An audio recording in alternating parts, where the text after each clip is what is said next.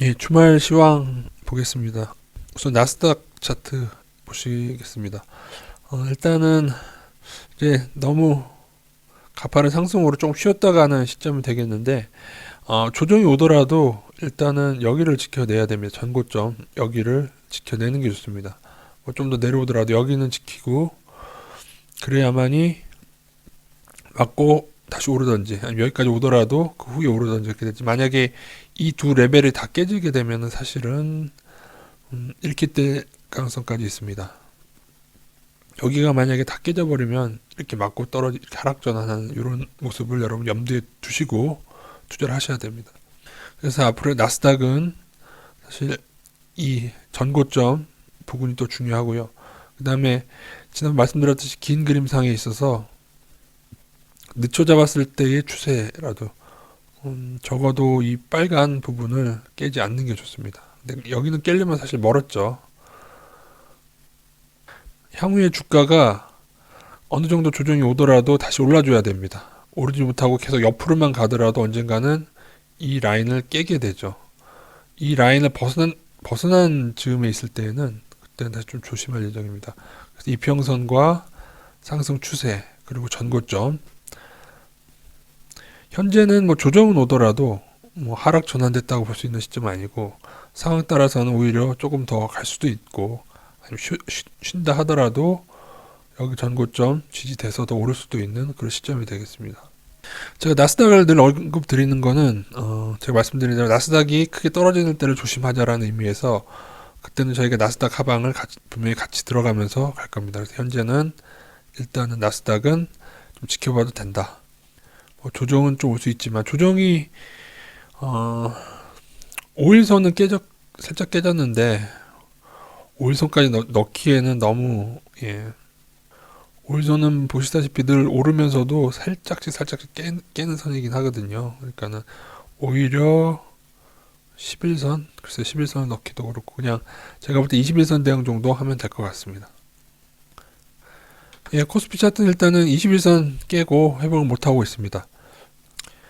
그래서 21선, 개인적으로 21선 조금 반등 때 중요하게 여기긴 하는데 여기서도 한번 깼기 때문에 여기서도 깬 후에 다시 61선을 지키고 감아 올리는 걸 한번 염두에 두어 보시고 하지만은 제가 지난번 말씀드린 대로 이런 패턴을 염두에 두셔야 되는데 조금 길게 봤을 때 어차피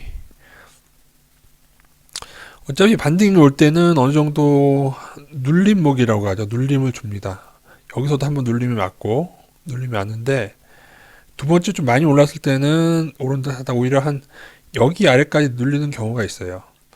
근데 이거를 조금 긴 그림상에서 보게 되면은 조금 더 이쪽으로 와서 보게 되면은 이 패턴이 뭐 저희가 정확히 맞출 수는 없지만은 이 레벨이 강하면은 61선 맞고 다시 오르는 방향으로 이렇게 가는 수가 있고 이 레벨들이 깨지게 돼서 이렇게 되면은 이렇게 해서 더 낮은 레벨까지 그리고 후에 상승하는 패턴이 있습니다. 그래서 이걸 어려운 말로 보통 이 저점 대비해서 한 번 찍으면 쌍바닥, 세 번 찍으면 트리플 바닥 이러는데 여기까지 나오는 경우가 있긴 있어요. 정말 안 좋은 패턴 하나는 사실 반등 후에 다시 이런 식으로 하면서 여기를 깨버리는 겁니다. 이 패턴도 존재하기는 해요. 여기를 그죠? 이런 패턴 최악의 패턴이죠. 최악의 패턴. 하지만 지금 그거를 보기에는 주봉을 보시면은 그거를 걱정하기에는 일단은 여기서 이 하방을 벗어났기 때문에 그죠? 이 하방 압력을 이기고 올랐지 않습니까? 그렇기 때문에 오히려 아직까지는 뭐 바닥을 꽤 걱정할 수준은 아니죠. 지금 그거는 뭐 나중에도 외국인 봐야 되는 것이고 어쨌든 눌림은 온다. 기세로는 좀 더 오른 후에 눌릴 모습이었는데 사실 왜냐면 여기를 돌파하는 게 사실 쉬운 게 아니거든요. 여기 돌파하기 전에 사실은 조정이 깊어져야 되는데 돌파하고 나서 나온 조정이기 때문에 상황 따라서 좀 깊어질 수는 있지만 적어도 요선을 아래로 가지 않는다면 오히려 그때는 이 반등은 사실 추가 반등으로 보는 게 맞겠죠. 중요한 것은 추가 반등이나 뭐 그렇게 가려면은 외국인이나 기관의 매수세가 들어와야 되는데 일단 외국인 매수를 좀 볼게요. 올해만 좀 보겠습니다. 올해 봤을 때 이 빨간색이 외국인인데요. 일단은 올해 외국인은 아직 2조 원 상방입니다. 코스피 2조 원 상방. 코스닥은 어떠냐? 코스닥은 7천억 정도 매도입니다. 그래서 코스닥, 코스피 합쳐서 올해 외국인들 1조 3천억 아직은 상방입니다. 하지만은 지금 보시면은 코스피를 보시면은 한때 우리나라의 외인 비중이 제가 옛날에 미중 무역 전쟁 심화되기 전까지는 사실 7조 원대까지 7조 3천억 대까지 상방 그러니까 코스피 매수세가 들어왔었어요. 그 후에 빠진 것인데 이제 문제는 나중에 이게 매도가 점점 심해져서 2조 원 다 되고 오히려 마이너스로 가게 될 경우에 그때 좀 조심해야죠. 그러나 지금 올해만으로 봤을 때는 오히려 개인들의 매도가 컸고요. 오히려 기관들은 매수에 나선 모습이죠. 그래서 외국인 기관이 어쨌든 간에 올해 매수를 했기 때문에 그래서 나중에 반등이 오게 됩니다. 엄밀하게는 개인들이 매도가 난 다음에 반등이 온 것이죠. 일단 코스피의 경우 2조 원대 상방이라는 것을 저희가 기억하면서 외국인이 중요합니다. 향후에도. 그러면서 지난 금요일을 한번 보게 되면은 금요일 날 일단은 현물은 매도를 했죠. 외국인 보면 현물은 매도하는데 근데 재밌는 것은 선물은 샀습니다. 요 정도 금액이 비슷하게 되면은 솔직히 요거를 커버를 할 수가 있죠. 그래서 보시면 선물의 경우 지금 12월 둘째 주 목요일이 만기 그때 내만년의 날인데요. 지금 선물 외국인들은 지금 다시금 선물 상향이 늘어서 거의 2조 원가량 상방을 가져가고 있습니다. 선물은 무엇을 보셔야 하냐면은 외인들의 매도가 나와서 지금처럼 지금 최근 매도를 보게 되면은 이렇게 많죠. 이 정도로 매도가 촉발돼서 지수가 하락을 하고 있는데 이런 기간에 이거에 버금가는 상방의 선물이 존재하면 나중에 방향 전환이 이루어지는 경우가 있습니다. 선물은 시기가 존재하기 때문에 그렇게 되면 12월 둘째 주 목요일 아마도 만기가 12월 7일쯤 될 것 같은데요. 얼마 남지는 않았죠. 그래서 요 매도가 겁주기용일 것이냐 겁주기용으로 매도 치면서 선물은 반대로 사는 모습일 거냐 아니면 오히려 반대일 수도 있습니다. 선물로 지수를 떠받치면서 이들이 팔고 나가는 것이 있기 때문에 그러나 그렇게 보기에는 지금 아직은 이쪽 매수한 양도 있고 해서 왔다 갔다 하는 중이라서 근데 향후에도 지난주와 같은 매도의 강도가 이렇게 많이 촉발된다면은 그때는 조금 더 조심을 해야 됩니다. 이 매도의 이유가 뭘까 해서 저는 지소미아가 아닐까 싶었는데 다행히 지소미아가 갱신이라는 해서 약간 유예를 얻었죠. 그건 다행입니다. 그래서 어쨌든 간에 제가 21선을 중요시 여기자고 말씀드렸기 때문에 지금은 일부 현금 비중을 기계적인 대응입니다. 제가 이 위치에 있을 때 21선 위에 있을 때는 상향을 얘기했고 깨게 됐을 때는 조심하자고 얘기한 이유는 21선이 그만큼 중요하기 때문에 21선을 타고 더 갈 수도 있고 깨지면 조정이 깊어질 수도 있기 때문에 21선을 중요시 하신다면은 21선에는 제가 볼 때 적어도 현금 20% 정도는 할당을 해 두셔야 됩니다. 그래서 코스피 투자하시는 분들이라도 현금 한 20에서 30% 정도는 가져가시는 게 좋겠고 코스닥 같은 경우에는 오히려 개인이 더 많고 올해 외국인 수급은 좀 더 안 좋죠. 그렇기 때문에 또한 코스닥은 지금 61선까지 함께 121선까지 함께 이탈하기 때문에 이 경우에는 현금 비중을 한 40에서 50% 가져가셔야 됩니다. 그냥 기계적으로 할당하셔도 돼요. 21선 깨질 때 현금 비중 한 20-30%, 121선 깨질 때 10%, 10% 이렇게 넣으셨다고 봤을 때 지금 모든 이평선 이탈된 고객이기 때문에 이거를 뭐 상황 따라서 한번 회복할 수도 있는데 그러지 못할 경우에는 추가로 조정이 올 수 있습니다. 사실 이런 눌림목은 개별 종목에서도 많이 나타나는데 눌림목의 역할이 있습니다. 눌림목의 역할은 상승하기로 되어 있다는 가정하에서는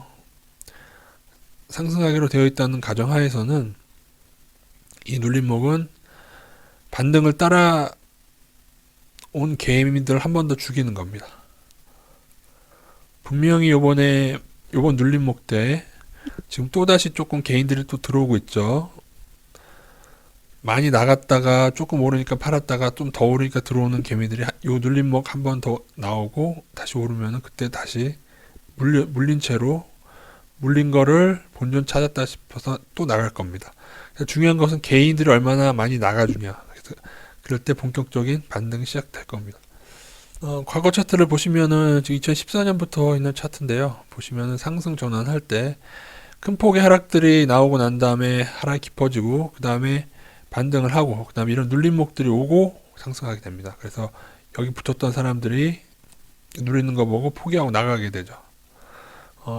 조금 더 과거로 가면 2008년도로 가볼 수도 있겠죠. 2008년 폭락대를 한번 가보시면은 이때도 하락이 매우 깊어졌을 때 여기서부터 여기까지 작아 보이는데 굉장히 큰 반등입니다. 245를 찍고 거의 370까지 가서 큰 반등이 나온 다음에 한번 눌리고 나서 올립니다. 이게 큰 그림상에서 봐서 그렇지 조금 일봉으로 당겨보면은 이런 패턴입니다. 지금 모습하고 좀 비교를 해보세요. 상승한다는 가정하에서 큰 반등, 그다음에 눌림 이렇게 해서 이거 찍고 그 다음에 어떻게 되었냐. 요 반등 후에 눌림을 견뎌야 되는 이유를 좀 말씀드리기 위해서 한번 쭉 가볼게요. 그 다음에 어떻게 되냐. 그 다음에 어떻게 되는지 쭉 가볼게요. 보세요. 제가 말한 정말 많이 떨어졌을 때 보시면은 2레벨까지 두 번을 이건 세 바닥이 나왔어요. 이렇게 된다고 하면은 사실 지금이 한 여기쯤 아닙니까? 그죠? 저희가 한 번 하고 여긴데 정말 안 좋으면은 1바닥, 쌍바닥, 3바닥 찍고 오르는 거예요. 이렇게 값줄 가능성도 없지는 않아요. 그러니까 그걸 대응하기 위해서 저희가 인버스나 현금을 일부 쭉 보실게요. 그죠? 쭉쭉 가볼게요. 나중에 어떻게 되나? 이렇게 오르는 거예요. 엄청나게 오르죠. 그 후에. 언제 오른다? 눌림이 있고 나서 오르죠. 지금이 한 여기쯤이라면 상황에 따라서는 물론 지금이 2008년도만큼 하락된 구간이냐 하는 데는 조금 의문이 있긴 합니다. 예. 이때는 워낙에 진짜 폭락장이었고 이전에 완전 폭락장이었죠. 이게 완전 폭락장이었죠. 어쨌든 간에 이런 패턴이 존재한다는 거. 물론 이렇게 하고도 이 아래를 깬 경우도 많이 있었어요. 예전을 더 찾아볼까요? 뭐 좀 그렇긴 한데 대충 보면은 여기서도 오른 다음에 이 저점을 깨죠. 또 다시 올랐다가 깨고. 이거는 조금 코스피를 예로 들면 낫겠네요. 여기 보시면은 중간에 2008년 이게 2008년도인데요. 보세요. 이쪽 많이 떨어졌다고 반등이 나왔죠. 근데 여기를 깨죠. 이 라인. 전저점이라서 중요한 거예요. 여기를 깨니까 더 떨어지죠. 여기서도 보면은 반등이 나왔는데 그냥 쫙 나오다 반등이 나오죠. 근데 이 아래를 깨니까 또 추가 하락하죠. 근데 재밌는 것은 근데 이때는 이 하방 추세 계속 아래에 있었어요. 그죠? 하방 추세 아래. 이쪽 하방 추세 아래 있었을 텐데 지금은 하방 추세는 좀 벗어났다. 조금은 다른 오히려 이 하방 추세를 벗어난 어떻게 보면 약간은 이쪽 분위기가 좀 나죠. 이쪽 분위기가 난다고 해도 한 번 더 눌린 다음에 오른다. 그래서 계속 몇 번을 반복하든지 간에 여러분들이 따라 붙으셔서 이런 상승대에 소외되면 안 됩니다. 이때도 보시면은 여러 번 털고 결국에는 이때 레벨보다는 조금 높지만 여러 번 진짜 누르고 나서 좌절시킨 다음에 올리죠. 대략 설명됐을까 모르겠습니다. 코스피 코스닥 약간 다르다는 거, 코스닥이 더 차트적으로 좀 더 안 좋다는 거 알아두시고요. 어차피 공포가 오면 개인들이 지금 너무 많기 때문에 향후에 급락은 상황 따라서 또 올 수도 있다는 거 알고 일부 조심하되, 그러나 아직 코스피 선물이 약간 상방에 있기 때문에 그래서 전환할 가능성도 염두에 두자. 그래서 전환하게 되면 이평선 회복하겠죠. 코스피도 21선 회복하고 코스닥도 61선 회복하고 21선 회복하고, 그럼 그때 되면 많이 늘릴 그런 모습으로 가되, 조금은 인버스를 다시 편입하자. 예, 상당히 오랜만에 편입하는 겁니다. 요번에 편입하는 거요. 그래서 사실은 지난번 요번에 반등 때 종목 선택을 잘 해서 많이, 그러니까 작년 손실을, 올해 하락했던 손실을 메꾸셔야 되는데, 그러기 위해 저희가 인버스를 포함해서 주심하는 거잖아요. 예. 근데 제가 그 반등 시기는 잘 맞춰서 100%는 잘 들어갔는데, 뭐 지금 저희 카페 중소형주 포트폴리오 경우에는 지금 종목 선택이 좀 잘못돼서 잘 안 되고 있습니다. 예, 하지만 종목 선택 잘 하신 분들은 이번에 50% 이상 오른 종목이 많이 있었죠. 이번 반등 때 반도체 부품주를 저희가 접근을 했는데, 이상하게 기다리다가 팔면 다른 게 오르고 돌아쳐 오르는데 계속 피해가는 바람에, 운영주 유료 서비스에서는 이번 반등 때 재미를 못 봤습니다. 그리고 저평가 종목에 대해서 그래도 일부를 굉장히 투자하고 있었는데, 그 저평가 종목 중에 일부가 지금까지 다 괜찮았다가 3분기에 또 실적이 안 좋아진 종목들이 생기고 해서, 글쎄 이건 어차피 선택입니다. 가치적으로 저평가를 계속 가져갈 거냐, 낙폭과대 중에, 아니면은 차트를 보고 신호로 했으면은 솔직히 좀 더 먹을 종목이 많이 있었죠. 하지만은 적자를 제외하고 가치적으로 할 것이냐.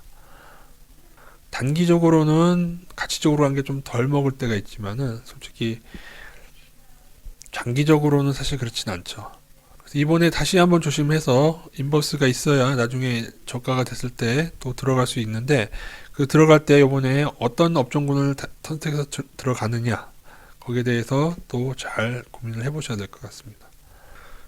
근데 보시면 어떻게 보면은 참 나쁘죠. 그죠? 여기가 저점인 줄 알고 들어갔는데 오르나 보다 샀는데 또 눌리고, 또 오르나 보다 샀는데 또 눌리고, 한 번 이제 확인 사살이라고 하죠. 한 번 더 눌리고 그 다음에 가는 모습. 이게 업종 차트, 지수 차트에도 이런 모습이 있지만 사실 개별 종목에는 더 합니다. 특히 세력들이 있는 종목들은 정말 그 개미들 털 때까지 아니면 여기서 더 빼버리고 끝까지 턴 다음에 갑니다. 그래서 외국인이 들어오는가, 기관이 들어오는가, 개인들이 털리는가. 개인이 안 털리고 개인이 많고 외국인 기관이 나가면은 저희도 그냥 빠져나갈 겁니다. 예. 대충 이런 상황인 거 아시고, 요거 원바닥, 투바닥, 쓰리바닥 요런 것만 여러분 눈에 잘 발라두셔도 어떻다? 언제는 들어가라? 끝까지 들어가시는 거예요. 이 하락을 벗어났을 때, 이 하락을 나중에 눌리더라도 이 하락을 벗어났을 때는 끝까지 들어가야 됩니다. 끝까지 들어가면 좋은 일이 있는 것이고, 만약에 이 아래를 깨게 된다, 무조건 파는 겁니다. 이 아래 중요해. 이 두 가지가 제일 중요합니다. 그래서 이렇게 계속 대응을 하면서, 워낙에 그래도 저평가가 많고 코스닥, 코스피 지난 시간 말씀드린 대로 저평가들이 많습니다. 일부 종목의 PBR은 거의 2008년도 폭락 때의 레벨이에요. 그래서 그 종목들은 조금만 무역 전쟁이 완화되고 조금만 실적이 좋아져도 크게 오를 종목들이 있다는 거 알고 계시고, 대외적인 변수로 좀 안 좋아지는 것 같지만 어차피 그 기업이 가진 잠재력은 이미 증명된 기업들이 많이 있죠. 그래서 향후에 우리나라에서 어떤 기술력이 가장 더 개발되고 발전될지를 여러분이 택하셔서 그 업종군으로 접근하시면 되고, 반드시 흑자 종목으로만 접근하시기 바라겠습니다. 다음 시간에 제가 PER을 보게 되면 PBR보다는 조금 저평가 레벨이 조금 다릅니다. 하지만 그 PER을 통해서 작년도 실적이 얼마나 우리가 좋았었고 올해 얼마나 조금 안 좋아졌지만 향후에 또 어떻게 될 것인가, 그런 거에 대해서 PER 측면도 나중에 말씀드리도록 하겠습니다. 이상입니다.